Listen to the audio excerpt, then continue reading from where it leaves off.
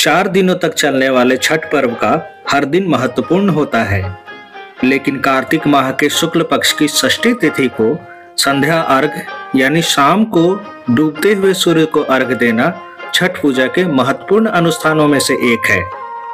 छठ पर्व का महत्व न केवल धार्मिक है, बल्कि इसके वैज्ञानिक और सांस्कृतिक कारण भी हैं। इस समय दिया गया अर्घ जीवन में ऊर्जा, शक्ति और संतुलन का प्रतीक माना जाता है।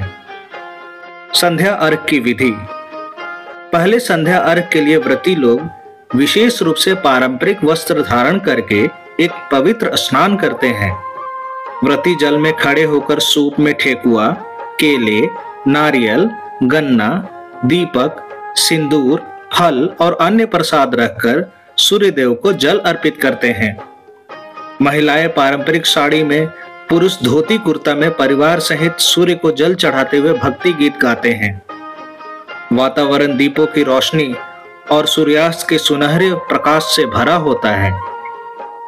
संध्या अर्घ का महत्व। छठ पूजा में डूबते सूरज की पूजा करने का बहुत गहरा आध्यात्मिक और प्राकृतिक महत्व है। इसके कुछ प्रमुख कारण हैं। पहला, कृतज्ञता का भाव। सूर्य पूरे दिन जगत को प्रकाश, ऊर्जा और जीवन देता है। संध्या समय जब वह अस्त होता है, तब उसकी पूजा करना धन्यवाद देने का प्रतीक है। जो हमें दिन भर जीवन देता है, उसका आभार व्यक्त करना। दूसरा, जीवन के उत्थान और पतन का सम्मान। डूबते सूरज की पूजा यह सिखाती है कि जैसे सूर्य हर दिन डूबता है और फिर उगता है, वैसे ही जीवन में हर अंत के बाद नई शुरुआत होती है। तीसरा, प्रकृति और संतुलन की पूजा।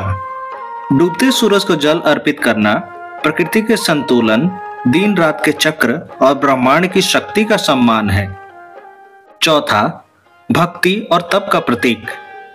जल में खड़े होकर डूबते सूरज को अर्घ देना साधना, संयम और आध्यात्मिक शक्ति का प्रतीक है। यह भक्त के विश्वास और समर्पण का सर्वोच्च रूप माना जाता है। जय छठी मैया।